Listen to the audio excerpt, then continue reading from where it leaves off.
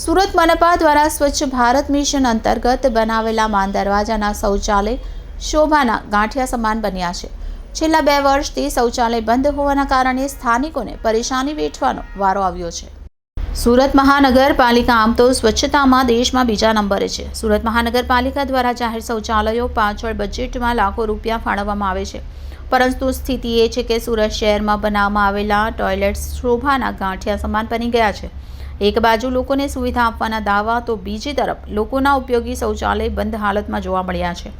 મનપા દ્વારા શહેરના તમામ ઝોન વિસ્તારોમાં આવેલા જાહેર શૌચાલયોમાં નાગરિકોની સુવિધાને ધ્યાને બનાવવામાં આવ્યા છે. પરંતુ માન દરવાજા વિસ્તારમાં પદ્માનગર ભાખર મોહલ્લામાં આવેલ પે એન્ડ યુઝ શૌચાલય લોકોને જાહેરમાં શૌચ ન કરવા બનાવવામાં આવ્યા છે. તેમ છતાં છેલ્લા 2 વર્ષથી આ શૌચાલય બંધ હાલતમાં હોવાનું દેખાઈ આવ્યું છે.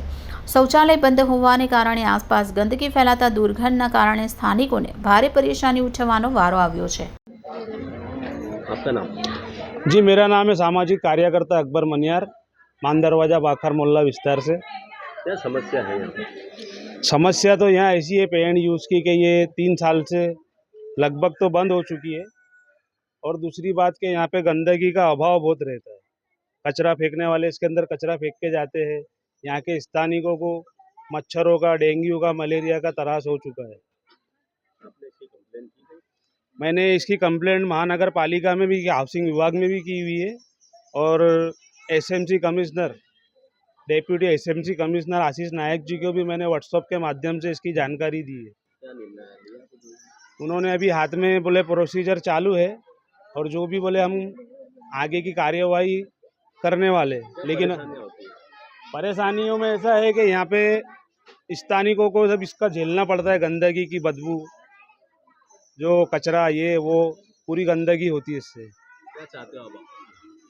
यहाँ पे हमारी मांग ऐसी है कि यहाँ कुछ आरोग्य केंद्र बन जाए या कम्युनिटी हॉल बन जाए, कुछ भी पब्लिक के हित में काम आए ऐसी वस्तु सूरत महानगर पालिका बना दे तो बहुत बेहतर बात होगी.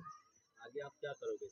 શું સમસ્યા છે અહીંયા? અહીંયા 3 વર્ષથી પેન યુઝ ટોયલેટ પેલા વપરાતા છે નીચે કરો. માંગરોળ વિસ્તારમાં, તો એ બંધ કરાવવા કઈ સમસ્યાથી બંધ કરવામાં આવેલું હતું. પણ એમાં અત્યારે એટલી ઘણી બધી ગંદકી થઈ ગયેલી છે કે આસપાસના વિસ્તારો અને રહેવાસીઓને એટલી બધી તકલીફો થઈ ગયેલી છે કે આવનારા દિવસોમાં રોગચાળો ફાટવાની શક્યતા થાય. એટલે આરોગ્ય વિભાગમાં અને એસએમસી, સુરત મહાનગર એસએમસી અને ઝોનલ અધિકારીને હું અપીલ કરું છું કે અહીંયા પેન ટોયલેટની જગ્યા પર જે બંધ છે તો એની જગ્યા પર કંઈ કોમ્યુનિટી હોલ કે અથવા બીજી કોઈ વસ્તુ જે વિસ્તારમાં કામ આવી શકે એવી વસ્તુઓ બનાવો અને આને જરાક ધ્યાનમાં લેવો કે લોકોને જે તકલીફો થઈ રહેલી છે કે મચ્છરો કે મેલેરિયા કે ડેન્ગ્યુની જે પણ રોગચાળો ફાટવાનો લોકોને ભય છે એને દૂર કરો. કેટલા વર્ષથી બંધ છે આ 3 વર્ષથી બંધ છે અને એમાં ગંદકી એટલી બધી થઈ ગયેલી છે કે લોકો અહીંયા વિસ્તારના લોકો ત્રયમામ પોકારી ઉઠ્યા છે અને લોકો ઘણી મુશ્કેલી ઉઠાવી રહેલા છે. કેવા કેવા બીમારીની શક્યતા છે અહીંયા મેલેરિયા કે ડેન્ગ્યુ કે એવી અન્ય બીમારીની શક્યતા છે. એટલી બધી ગંદકી છે. અહીંયાના રહીશો શું કહેવા માંગે છે? અહીંયાના રહીશો એમ કહેવા માંગે છે કે આ ટોયલેટને બંધ કરો અને એમાં કોમ્યુનિટી હોલ કે અથવા જે ઉપયોગી થાય લોકોના લીધે એવી કોઈ વસ્તુ બનાવી આપો. मेरा नाम नाजिमा भी, नाजिम कहाँ रहते हो आप? बागबान हॉल के सामने कौन सा विस्तार है? मान दरवाजा। क्या समस्या है यहाँ? ये टॉयलेट बंद है 3 साल से, तो गंदगी बहुत होती है अंदर, सब पेशाब को चल जाते, कचरा फेंक के जाते, तो बहुत गंदगी है. तो यहाँ हमारे बच्चे बहुत बीमार पड़ते. क्या चाहते हो आप? इसको तोड़ डालो. क्या बनाना चाहते हो? अच्छी चीज जो अच्छी लगे वो बना दो, पर गंदगी कम कर दो, यहाँ के सड़क बंद कर दो. क्या तकलीफ होती गंदगी से? हमारे घर में बच्चे बीमार पड़ते, गंदा सब पेशाब को चल जाते, कोई कचरा फेंकता तो वो हमको झेलने का सब तकलीफ.